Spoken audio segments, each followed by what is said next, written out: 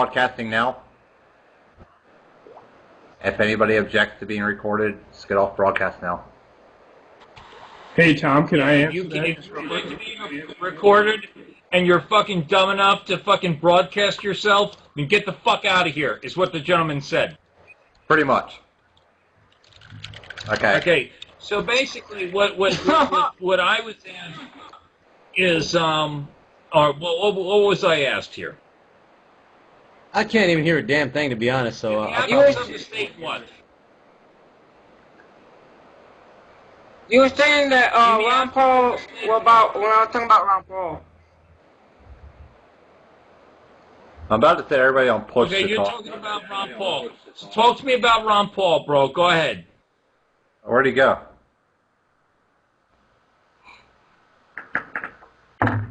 Okay, maybe he's going on push to so talk. without this motherfucker here... Oh, there you are, Marky. Marky, what you were asking me is, without Ron Paul, how do we live without Ron Paul? What question of this... What human society function do you think is going to cease to function without Ron Paul? What is it?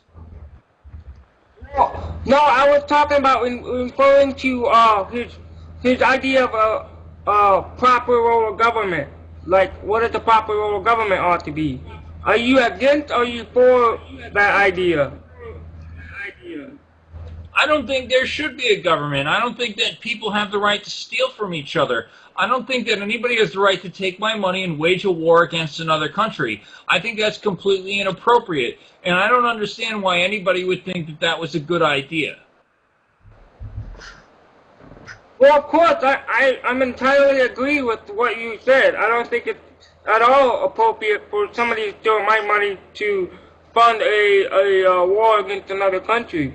That's why we need to cut the foreign aid and the IRS and the Federal Reserve so we can't have all this corruption. But why should I have to pay taxes if I shouldn't have money stolen from me? Okay, well, again, how would you suggest one nation defends another? Like, let's say one nation was invaded. What would be your solution to deal with something like that?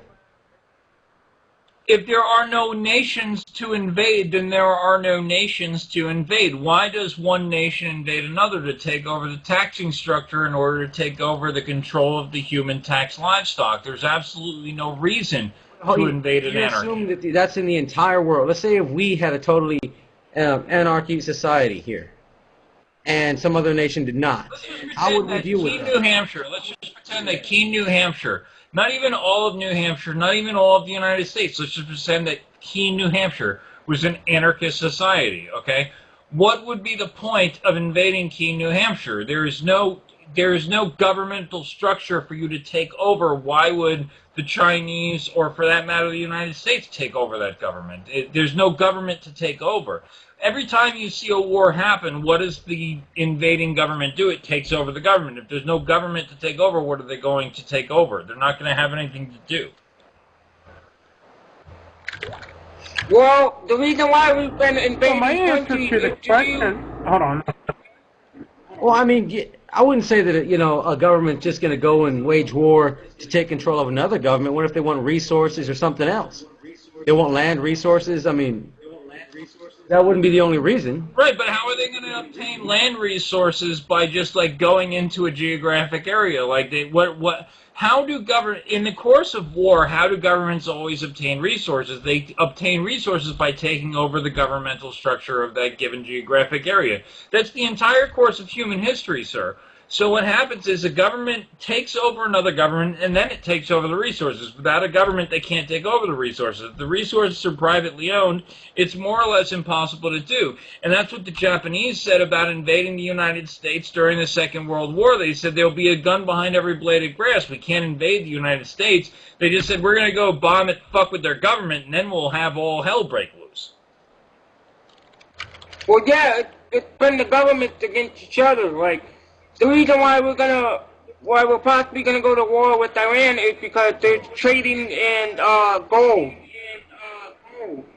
Okay, well, look, let's go back to the Japanese thing. I mean, let's say that there was no American government.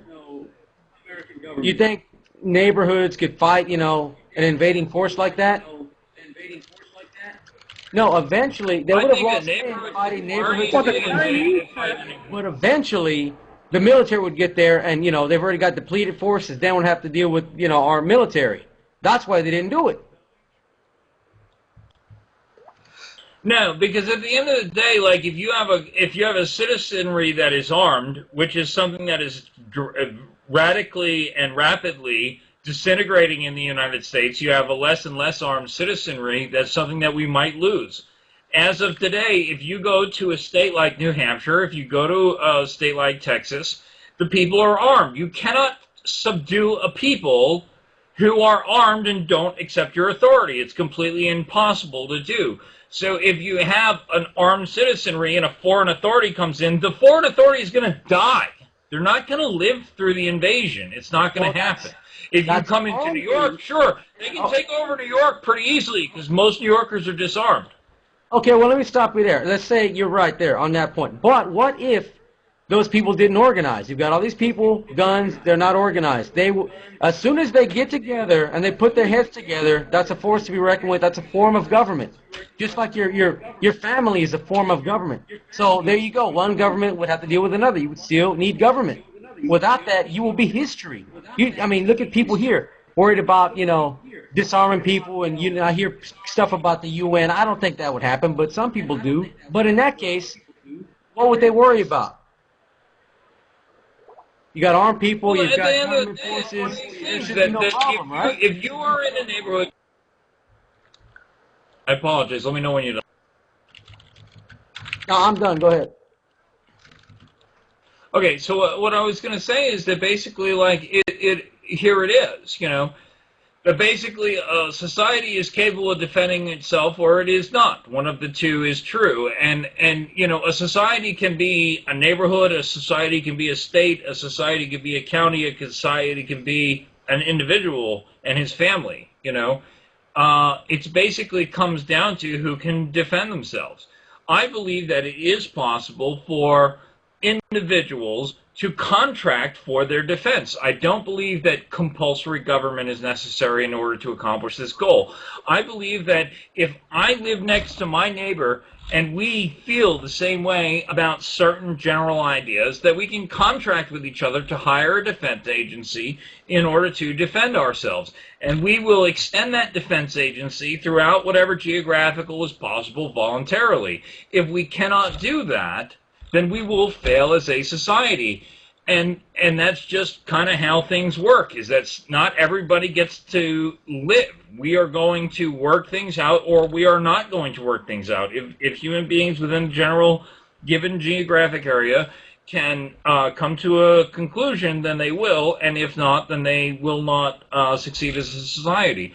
I don't believe that compulsory governance is absolutely necessary for this process to occur. I will subscribe to a certain protection policy, my neighbor will, and if my neighbor next to me does not subscribe to the same policy, then he is without protection. And then he can decide whether he wants to, commit to our rules or to be without protection. And he's in a pretty difficult spot if he decides that his rules of order are, I'm going to rob you. If his rules of order are, I'm going to rob my neighbor and I'm going to fucking fuck my neighbor's kid, then he's not going to have any protection. And then he's going to be left without protection in a neighborhood that needs protection. And I don't know how long that guy's going to do so good. Listen to this for 20 minutes. Let me ask a question. So let's say that does happen, right? Let's say that, one neighbor, let's just say right now, me, again, half of my neighbors organize and we pay for military service and protection, right? And the other half doesn't. And let's say that, just hypothetically, we got invaded. You think in the middle of all that, this service is going to be able to, this house, you have a checklist, this house is being shot at and took over, let's get this house, not that one. If you don't clear all of them out, you still got the same problem. If you go and wipe out half the enemy and leave the other half in the houses that didn't pay for your services, I mean, how long is that going to last when they leave? Well, who owns the Yes, roads I agree, on which man. these military these houses? I couldn't hear you. I'm sorry. Can you repeat that? My question to you is, who owns the roads on which these military forces came to the houses? Are The those taxpayers, forces the people not who pay the taxes. responsible for preventing enemies from coming? Well, I mean, put it like that. Who cares? Nobody owns them, or let's say the government owns them. Regardless if nobody owes them or the government owes them, I don't think they're going to care I'm about paying talking the about a toll and all stateless that. society, They're brother. gonna Don't they're talk gonna to me about a go. situation where the government owns the roads in a stateless society. Okay, it's stateless society then. They just come over on the. There's no roads then. Let's just say that they didn't feel like paying for the roads, and they just go in the fields of grass and come in and invade. Half the houses paid for protection service, the other half didn't. They wipe out the invaders and the half that paid. Do they stick around waiting for those guys to step onto the paid property, or do they just leave and let Do them you deal with do it you themselves? perceive land to be a valuable asset? Yeah, I would say so. Okay, so in a free society, who would not own a valuable asset?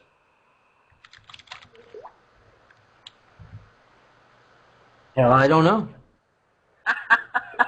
Yeah, the answer Nobody is would. nobody. In a Nobody free would own it, I society, guess. all valuable assets would be owned. People would buy them at the market value, and then they would resell them at market value based on supply and demand. That's basic economics, brother. If you basically have if you have an asset that is valuable, a person is going to purchase it in a free society. Okay, so if you have roads and roads are valuable, if you have grasslands and grasslands are valuable, everybody's going to own them. Okay, there's So, going to be property rights on all of these things. So and if you're going to say that some who's going to poor enforce those visionary is property going to come rights? walk into this place, excuse me just a moment, okay? Just a moment. If you say that we're going to have a society that's free, where there's free markets, where all property is going to be available for sale, if that's going to be the case, then people are going to own all of this property that you're talking about, this 4 million.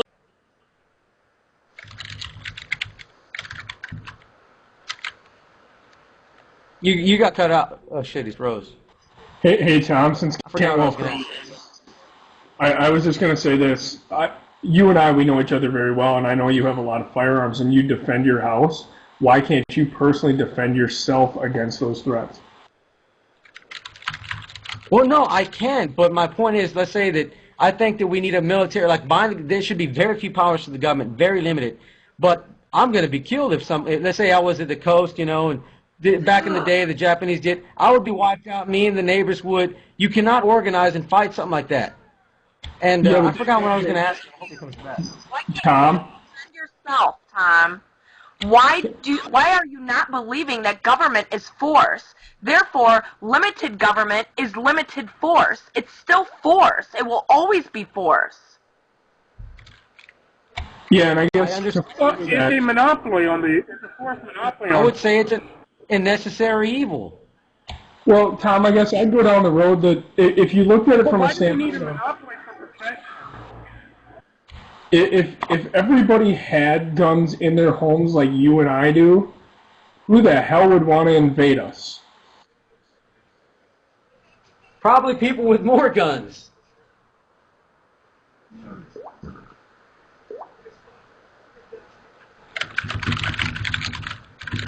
Unfortunately, I think that's the risk you have to take, but I'm also on the belief that I think that you should be able to own a tank No, or a fighter jet. I agree. I agree. Yeah, hell yeah. Everybody should be, everybody should be able to own guns. I guess, there's a lot of history in that there was, a lot of thought that in the 1940s when Japan basically invaded, that the reason that they didn't actually invade the lower 48 was because they were afraid of the number of weapons that were here. Kick vote for Cantwell off of Cam because he can't. Well, who invades Switzerland? Oh, no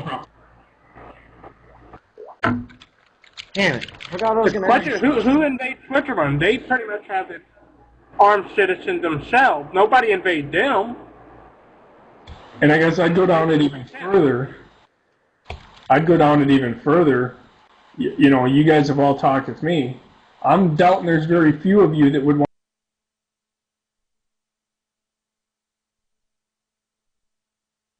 to come to my house and try to attack me. Whatever. but you know what I have. For the most of you know what I have, and I know what Tom has. I'm not going in Tom's house. I know if I go in Tom's house, I'm not going to come out alive. So,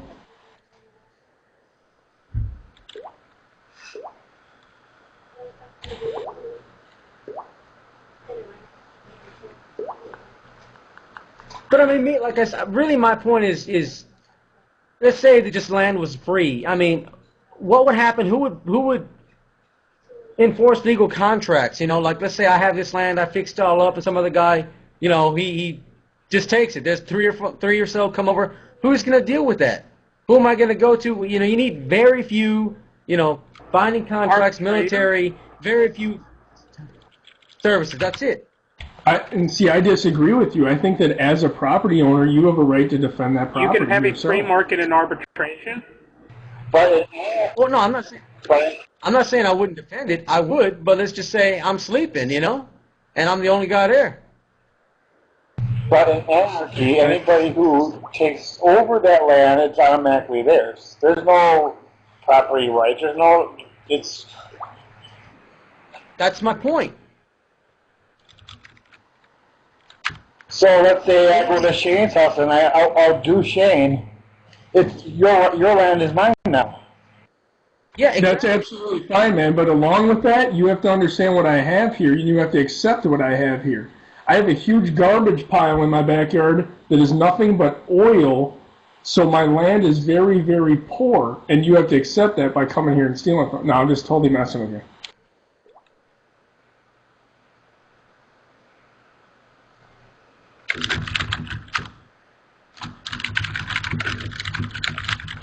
I guess, you know, and to go further, Tom, God, I almost call it, are you drinking tonight? Can I start calling you Walter yet or not? Please call me Walter. I haven't drank yet.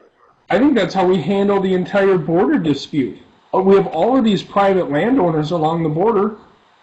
You come on my land, you don't get to leave. I would go with that. Now here's my point. I don't think that I'm not saying we should have a huge, massive government. I'm not saying that at all, right? What I'm saying, everybody should be armed up, right? And the same thing like with the Japanese, they didn't invade for two reasons. In my opinion, it was because they'd have to deal with, you know, fight house to house. And then after they fought house to house, their forces would be depleted, and then they have a well-armed military to deal with on top of the loss of men they already lost.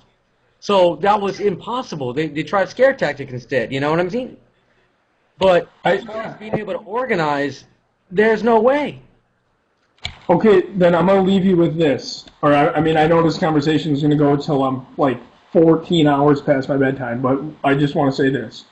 Keep in mind that all government stuff starts small, and it eventually builds to the point where we are today.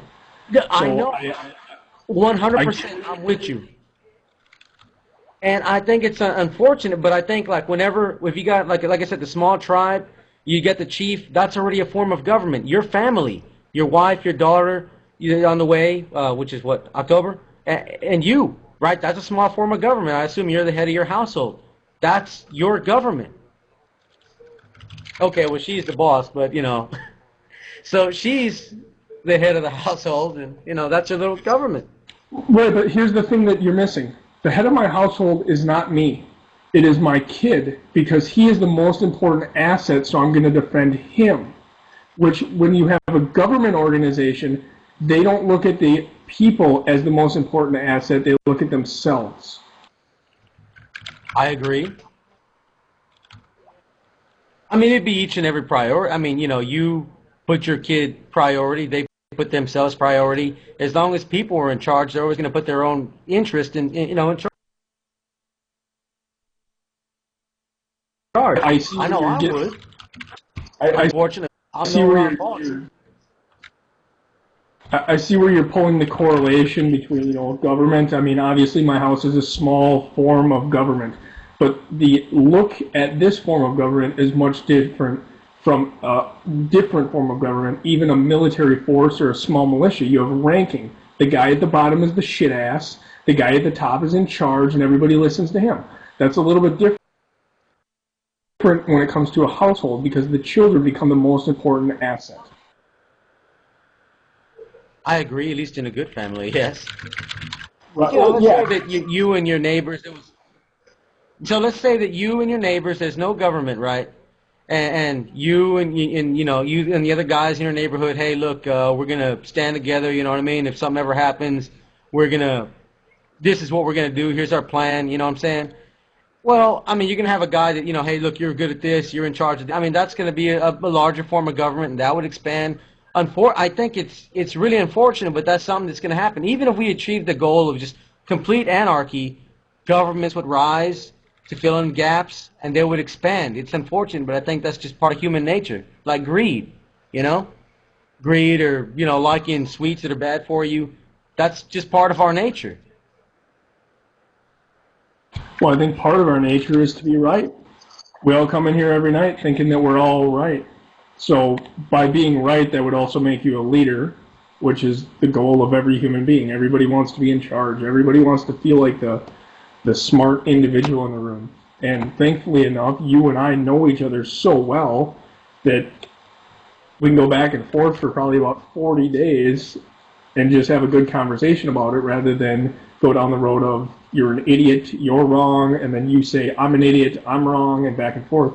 I would say I don't trust my neighbors at all. I wouldn't trust my neighbor next door with a fucking garden hose. I just don't have that kind of trust in them. Yeah, you're right. I mean, I can argue with you guys 14 hours and go to bed loving you, so. And I must you guys more than these people around me, man. I come on here every night, and you guys are my best friends. When I leave here and I go into the real world and I talk to my friends that I've known since I was a little kid, those people are retard. I don't want to be like politically incorrect or whatever. Those people are absolutely outside their mind. They have no concept of what the hell is going on. At least you guys get it. I gotta grab a beer. But that's one thing, guys. I mean, I'm with you. I think it'd be great, but I just don't think it would be sustainable is what I'm saying, because just human nature. I know the way the government is. I know they always grow. I mean, I totally get that part. You know what I'm saying? I'm not going to be like, oh, we need government for this or we need government for that. I'm not saying that. I'm just saying that they form up and they grow and they grow and they destroy themselves and everybody under them.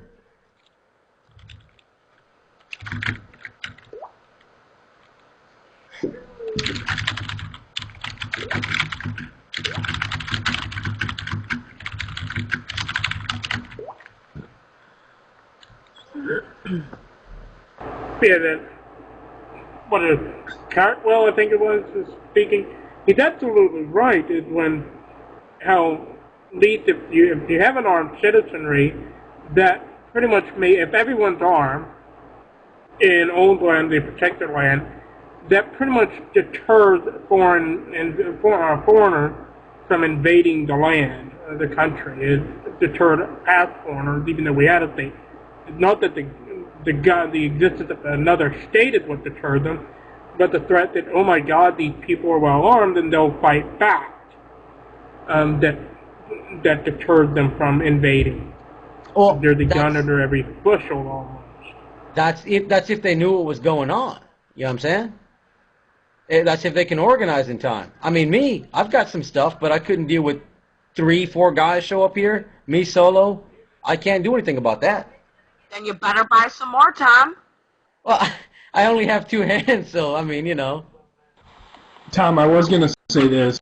The main argument here is firearms, guns. And first off, everybody who was in the room an hour and a half ago, or excuse me, 2 hours ago, just want to say I'm really jealous of you. I wish I could have been here, because there's a gentleman that was in here that I'd like to talk to a little bit more about this, because he's just not getting it through his blockhead. With that said, I'd like to know what took place. I'll have to probably find out later from Shannon so that she can fill me in on all that. But we always argue this, well, what if another country uses this weapon or that weapon against us? And what we tend to forget is firearms are not the issue. Had the firearm never been invented, it would have been something else. It would have been a stick or a rock or whatever. There would always be a weapon to use against other people. And they may be slower and they might take more time, but there will always be that weapon to harm other individuals. And we have to protect ourselves against that. And I think it comes down to your household. You will protect your household first, then you'll worry about your community second, and so on and so forth until you get to the nation level. But in a utopian anarchy, you basically defend your property and defend your house and your family, and everybody would just go on about their business. Obviously, Tom, we both know that will never work. But that's what I think that we should strive for, is personal protection for ourselves and for our family to have and enjoy the rights of life. That's what it is. It's not impossible. I mean, I'm with you 100% on that.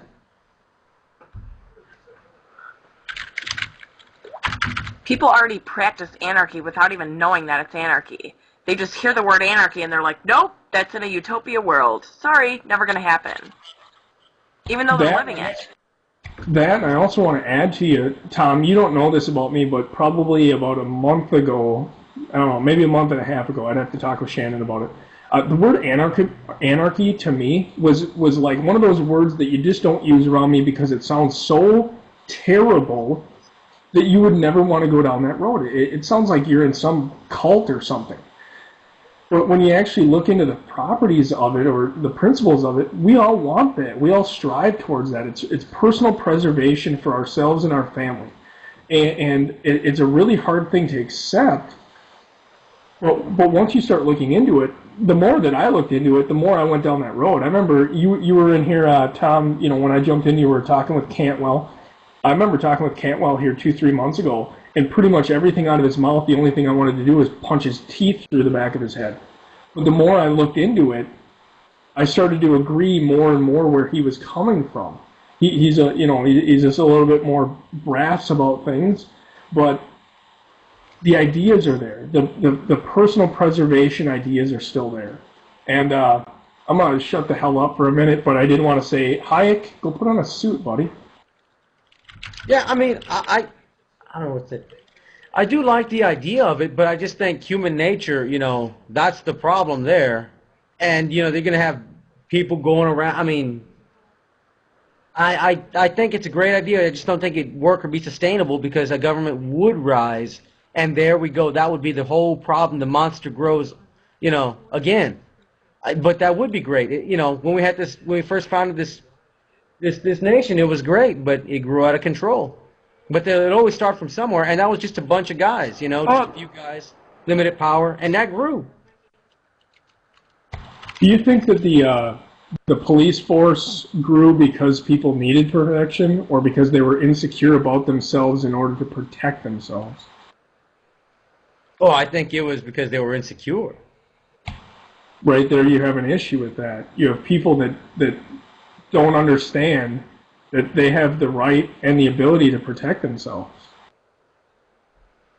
Well, no, I get it. I mean, but let's just go crazy on that and say that there's a large, a group of people that just, go around. There's always going to be good and bad people, right? So you got a large group, say 30 guys, go around. Hey, you're with us or you're gone. Well, some guys will give in. It gets bigger and bigger. Who's going to stop something like that? They just spread. I tell you what.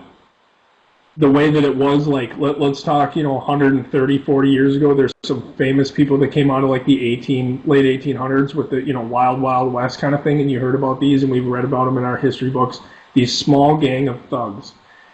I will make basically, like, a deal with you, Tom. If this ever comes to that, I will partner with you, and we will hunt them, and we will end that. And I know I can trust you in that, as I can't even trust my neighbor. But at least you'll have an organization of individuals that can counteract that, and they don't have to necessarily carry a badge and a costume. It's people protecting themselves and the people that they love. That's a good point. I give you that. And I'm pretty sure other guys, would join up on that shit too, yeah. Absolutely. Just remember, I think this is from some cheesy movie, maybe like Braveheart, or it might have been Robin Hood. But one person fighting for what they believe is more powerful than 10 hired soldiers.